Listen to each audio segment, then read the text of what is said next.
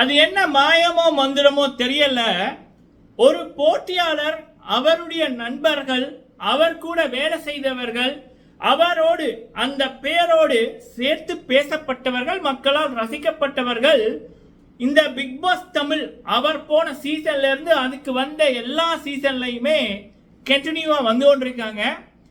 அவரை வந்து வெற்றி மகன் அப்படின்னுவாங்க. அந்த வெற்றி மகன் அப்படின்ற பேர் வந்து அந்த பிக் பாஸ் 3 தமிழ் முடிஞ்சதுக்கு அப்புறம் மக்களால் வெற்றி மகன் அப்படின்னு அழைக்கப்பட்டாரு. அந்த பிக் பாஸுக்கு அப்புறம் அவருடைய வாழ்க்கை லிப்ட்ல ஏறி டடாவா வந்து ஓகோன்னு இருந்துச்சு.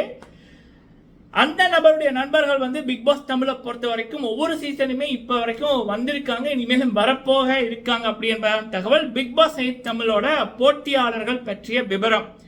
அடுத்தது வந்து இந்த சில பேர் மக்களை ரிவ்யூ அப்படின்றது வந்து ஹானஸ்டா இருக்கணும், நேர்மையா இருக்கணும். நம்மட மனசுல தோன்றத நம்ம ஒரு விடயம் பார்க்கக்குள்ள நமக்கு என்னத்தை தோணுதோ அதை வந்து சொல்றது தான் ரிவ்யூ. நான் வந்து எடிட்டிங்கும் பண்றல, கட்டிங்கும் பண்றல, இந்த ஃபில்டர் அப்படின்னு வாங்கல, அந்த பிரைட்னஸ் அதெல்லாம் இல்லை, போன்ல எடுத்து போட்டு நம்ம அப்படியே போடுறோம், சரியா? ஆனா சில பேர் வந்து அந்த ரிவ்யூ அப்படின்ற பேர்ல நான் வந்து இப்ப கமல்ஹாசன் அவர்களை பத்தி இப்படி சொல்லக்கூடாது, இப்படி பேசினா பிக் பாஸுக்கு போக முடியாது, சினிமாக்குள்ள போக முடியாது, அப்புறம் சம்டைம்ஸ் வந்து இந்த அரசியலுக்குள்ள போக முடியாது என்பதற்காகவே அந்த ரிவ்யூவை வந்து கெடுத்து கொண்டிருக்காங்க, கோலத்தனமா வந்து பண்ணி கொண்டிருக்காங்க, சரிங்களா? அப்படியான நபர்களை வந்து பார்க்கக்குள்ள எனக்கு என்ன சொல்றதுன்னு எனக்கு தெரியல, சரிங்களா? சோ இதை நான் ஏன் சொல்றேன்னா, அப்படியான நபர்கள் தான் கமல்ஹாசன் இல்லை என்றால் பிக் பாஸ் இல்லை, கமல்ஹாசன் விலகினபடியால இந்த பிக் பாஸ் ஷோவுக்கு வந்து பின்னடைவு, கமல்ஹாசன் இல்லாதபடியா பிக் பாஸ் போட்டியாளர்கள் வர்றாங்க இல்ல, கமல்ஹாசன் இல்லாதபடியா இந்த பிக் பாஸ் நடத்துறதுக்கு ஆட்கள் ஏன் இந்த பைய கமல்ஹாசன் அவர்கள் இல்லாதபடியா தான் பிக் பாஸ் தமிழுக்கு இவ்வளவு தூரம் எதிர்பார்ப்பு. சிம்பிளா சொல்றேம்மா, கமல்ஹாசன் அவர்கள் போட்ட பதிவு, நான் இந்த பிக் பாஸ் ஷோவை நடத்தல அப்படின்னு போட்ட பதிவுக்கு அப்புறம் தான் மக்கள் பிக் பாஸ் தமிழையும் தேட ஆரம்பிச்சிருக்காங்க, அதுக்கு வரவேற்பு கொடுத்திருக்காங்க. கமல்ஹாசன் அவர்கள்லாம் நடத்துறதா இருந்திருந்தா கண்டிப்பா 35 நாட்கள் சீசன் 7க்கு அப்புறம் என்ன நிலைமை நடந்துச்சோ அதுதான் நடந்திருக்கும். அநியாயமா நேர்மை இல்லாம அவர் பண்ணதுனால மக்களுக்கு வெறுப்பு வந்தது, மன உளைச்சல் வந்தது, இவர் நடத்தக்கூடாது, அந்த சீசனே அவர் வெளியில போகணும் அப்படி என்பதான் மக்களோட குரல், கோடிக்கணக்கான மக்களோட குரலா இருந்துச்சு, சரியா? அப்புறம் கமல்ஹாசன் அவருடைய ரசிகர்களால் தான் பிக் பாஸ் ஓடிச்சு அப்படின்னாங்க. அப்ப ஏன் இந்தியன் 2வது பாகம் அந்த படத்துக்கு 2வது நாள் கூட பாக்குறதுக்கு ஆட்கள் இல்ல? தலைவர் சூப்பர் ஸ்டார் ரஜினிகாந்த் சார் அவர்கள் 1975 வந்தாங்க, இப்ப 49 வருஷமா கிங் அவர் தான். அவருடைய படத்தோட ரிலீஸ் 12 மணில இருந்து அந்த ஷோ போடுற 5 மணி 4 மணி வரைக்கும் அந்த தெரு ஃபுல்லா, தியேட்டரை தாண்டி தெரு ஃபுல்லா கூட்டம் இருக்கும், எண்ண முடியாத அளவுக்கு. அவங்க அந்த ஷோவுக்கு குறிப்பிட்ட அளவு தான் ஆட்கள் போக முடியும்னாலும் டபுள் மடங்கு ட்ரிபிள் மடங்கு வந்திருப்பாங்க. இங்க கமல்ஹாசன் அவருடைய படத்துக்கு ஒரு 4-5 பேர் வெளியில ஆடிக்கொண்டிருப்பாங்க, 2வது நாள் கூட்டத்துக்குள்ள ஒரு 10 பேரோட படம் பார்க்க வேண்டியதா இருக்கு, 3வது நாள் வந்து படத்தை தூக்கிடுவாங்க, படுதோல்வி அடைஞ்சிடும். அப்ப என்ன இவருடைய ரசிகர்கள் தான் படத்தை பார்க்க வைக்கிறாங்க, ஏன் இப்படியான பொய்கள், ஏன் பொய்கள்? சோ பிக் பாஸுக்கு கமல்ஹாசன் தேவையானா தேவையில்லை, கமல்ஹாசன் அவர்களால் தான் பிக் பாஸ் ஓடிச்சானா இல்லை, அது பிக் பாஸ் டீம் விஜய் டிவியோட அந்த மார்க்கெட்டிங் ஸ்டைல். அந்த ஸ்டேஜ்ல போய் யாரு நேர்மையா ஷோவை நடத்தினாலும் அந்த ஷோவை வந்து மக்கள் தூக்கி விடுவாங்க. அங்க நேர்மை தான் ஹீரோ, ரியாலிட்டி தான் ஹீரோ, பொய் இல்லை. அது பொய் பேசினபடியா தான் இப்ப புதிய கோஸ்ட், சரியா? ஓகே, சரி. அப்படி இருக்கக்குள்ள நான் சொல்லிக்கிறேன், சில விடயங்களை பார்க்கக்குள்ள ஏன்டா இப்படி இருக்கீங்க அப்படின்னு தோணுச்சு, சரிங்களா? இன்னொன்னு சொல்றேன், சரிங்களா? நம்ம வாழ்க்கையில அடுத்த கட்டம் போகணும்னா நம்ம இப்படி என்ன சொல்றது, சொம்பு தூக்குனா கடைசி வரைக்கும் அந்த வேற வேற நிகழ்ச்சியில நடத்துறவங்களோ இல்ல படத்தை எடுக்கிறவங்களோ நம்மளை மதிக்க மாட்டாங்க. ஆனா இவன் ஒரு சொம்பு அப்படின்னு போட்டு போயிடுவாங்க. நம்ம நேர்மையா இருந்தா தான் அதுக்கு ஒரு மரியாதை கிடைக்கும், சரிங்களா? இது வந்து பல பேர் வந்து என்ன சொல்றது, அவங்கள மொத்த கண்ணாடியில பாக்குறாங்களான்னு எனக்கு தெரியல, சில பேரோட இதுக்கு தான் என்னுடைய இது ஒரு மனுஷனா நான் சொல்லியிருக்கேன். ஓகே மக்களே, ஸோ இந்த ஷோல வந்து இப்போ போட்டியாளர்கள், சரிங்களா? பொதுவாக பிக் பாஸை பொறுத்த வரைக்கும் பிக் பாஸ்ல ஒவ்வொரு சீசனும் போன நபர்களோட நண்பர்களோ தெரிஞ்சவர்களோ கணவரோ மனைவியோ வருவது வந்து வழக்கம். ஒவ்வொரு சீசனுமே அப்படிதான் நடந்து கொண்டிருக்காது, தமிழ் மட்டுமில்லை எல்லா லாங்குவேஜ்லையும். இங்க வந்து பாத்தீங்கன்னா ஒரு நபரோட நண்பர்கள், அவர்களோட வேலை செய்தவர்கள் ஒவ்வொரு சீசனுமே வந்து கொண்டிருக்காங்க பிக் பாஸ் தமிழுக்கு. கவின் அவர்கள் வந்து சீசன் 3 வந்தாரு.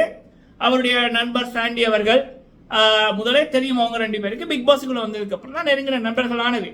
ஸோ கவின் அவர்கள் பிக் பாஸ் சீசன் 3க்கு வந்ததுக்கு அப்புறம் சீசன் 4 கவின் அவர்கள் கூட வேலை செஞ்சவங்க, கவின் அவர்களை தெரிஞ்சவங்க, கவின் அவர்களுடைய வெல் விஷர் அர்ச்சனா மேம் அவர்கள் அவங்க வந்திருந்தாங்க. நிஷா அவர்கள் அவங்க வந்திருந்தாங்க. இவங்க ரியோ அவர்கள் அவங்க வந்திருந்தாங்க. சீசன் 5ல கவின் அவர்களுடைய நண்பர் ராஜு அவர்கள் வந்திருந்தாரு. அண்ட் கவின் அவர்களுடைய வேக் பண்ண பிரியங்கா அவர்கள் வந்திருந்தாங்க. சீசன் 6ல கவின் அவர்கள் கூட நடிச்சு ஃபேமஸ் ஆன சரவணன் மீனாட்சி ரக்ஷிதா அவர்கள் வந்திருந்தாங்க. மைனா அவர்கள் வந்திருந்தாங்க. இவங்கெல்லாம் கவின் அவர்களுடைய நண்பர்கள் தான், கூட வேலை செய்தவர்கள் தான். சீசன் 7ல கவின் அண்ணா அவர்களுடைய best friend mister Pradeep Antony அவர்கள் பொதுவாக பிக் பாஸ் ஷோக்கு 100 நாட்கள் இருந்து தான் டைட்டில் அடிக்கணும், 100 நாட்கள் இருந்து தான் ரசிகர்களை சேர்க்கணும் அப்படின்ற பேச்சையே பிரதீப் மாத்தி விட்டாரு. 2வது 3வது வீக்லயே மக்களோட அன்பை சேர்த்து 4வது வீக் இவர் தான் டைட்டில் வின்னர் மக்கள் முடிவு செஞ்சுட்டாங்க. அப்படி மக்கள் நாயகன் அப்படின்ற பட்டத்தை ஒரு 4-3 வீக்ல எடுத்த ஒரே ஒரு போட்டியாளர் நான் பார்த்தேன் பிக் பாஸ்ல மிஸ்டர் பிரதீப் அண்ணா அவர்கள், கவின் அண்ணா அவர்களுடைய நண்பர். அதே போலதான் இப்போ இன்னொரு அப்டேட் என்ன அப்படின்னா கவின் அவர்களுடைய நண்பர்கள் இந்த பிக் பாஸ் 8 தமிழ்ல ஃபேவரேட்ஸ். சரிங்களா மக்களை, இதுவரைக்கும் இதுதான் லிஸ்ட் அப்படின்னு கன்ஃபார்ம் ஆகல. இப்ப பேசுறதெல்லாம் அப்டேட்ஸ், ஃபேவரேட்ஸ், கால் போயிருக்கு அப்படி என்பதை நம்ம வந்து சொல்றோம். சில பேர் மனசாட்சியா இல்லாம ஃபிக்ஸ்டுன்னு வியூக்காக பண்ணி கொண்டிருக்காங்க. அவங்களெல்லாம் நான் மதிக்கிறதும் இல்லை, கண்டுக்கிறதும் இல்லை. நீங்களும் துஷனை கண்டா தூர விலகு அப்படின்ற மாதிரி விலகி கொள்ளுங்க. சரிங்களா? ஓகே, சரி. அப்படி இருக்கக்குள்ள அப்படி பிக் பாஸ் 8 தமிழுக்கு போயிருக்க ஃபேவரட்ஸ்ல கவின் அண்ணா அவர்களுடைய நண்பர்கள் தர்ஷன் அவர்கள், இவங்க வந்து குப்பித் கோமாளி ஒரு சீசன்ல வந்திருப்பாங்க, ரன்னர் அப்படின்னு நினைக்கிறேன். தர்ஷன் அவர்கள் அவருடைய பேரும் வந்து ஃபேவரட் லிஸ்ட்ல வந்திருக்கு. அடுத்தது இன்னொருத்தங்க, இவரும் கவின் அண்ணா அவர்களுடைய நண்பர் சக்தி அவர்கள். இவரும் வந்து குப்பித் கோமாளி ஏதோ ஒரு ஷோக்கு போயிருக்காரு. சீசன் 6 சீசன் 7லையும் இவருடைய பேர் அடிபட்டுச்சு. தர்ஷன் அவர்களுடைய பேர் வந்து சீசன் 5லையும் அடிபட்டுச்சு. சரிங்களா? ஸோ 2வது சக்தி அவர்கள், இவங்க 2 பேருமே கவின் அவர்களுடைய நண்பர்கள் தான். 3வது பேர் வந்து பாத்தீங்கன்னா அம்மு அபிராமி அவர்கள், 4 சுருத்திகா அர்ஜுன் அவர்கள். சரிங்களா? இந்த பேர்கள் வந்து புதிதாக ஃபேவரேட்ஸ் பிக் பாஸ் 8 தமிழுக்கு வர இருக்கிற போட்டியாளர்கள் என்ற ரீதியில வர இருந்த ஃபேவரேட்ஸ். அடுத்தது வந்து நிறைய பேர் வந்து சோஷியல் மீடியாவில் சொல்லி கொண்டிருக்காங்க. அதுல நம்மளால ஒரு 50% இவங்களுக்கு சான்சஸ் இருக்கா அப்படின்னா கண்டிப்பா ஷாலின் சோயா அவர்கள், அடுத்தது வந்து சுஜித்ரா அவர்கள், குக்கு வித் கோமாளி சுஜித்ரா அவர்கள், அடுத்தது வந்து பாத்தீங்க அப்படின்னா டிடிஎஃப் வாசன் அவர்கள். சரிங்களா? இந்த நபர்களுக்கு தான் இப்போ வரைக்கும் நான் பல பேரை விசாரிச்ச அளவுக்கு ஒரு 50% சான்சஸ் இருக்கு ஃபேவரேட்ஸ் அப்படின்ற இது வரைக்கும் யாருக்குமே வந்து கன்ஃபார்ம் ஆகல. தெலுங்கு பிக் பாஸ் வந்து செப்டம்பர் 1 அல்லது செப்டம்பர் 8 ஆரம்பிக்க போது அதுல கூட 70 to 80% தான் இப்போ வரைக்கும் கன்ஃபார்ம் ஆகிருக்கு. 3 இன்டர்வியூ முடிச்சு. சரிங்களா? அப்ப தமிழ் பிக் பாஸ் வந்து அக்டோபர் 13, அக்டோபர் 6, மேபி அக்டோபர் 20 தான் ஆரம்பிக்கும். 3 டேட்ல ஒரு டேட்டு.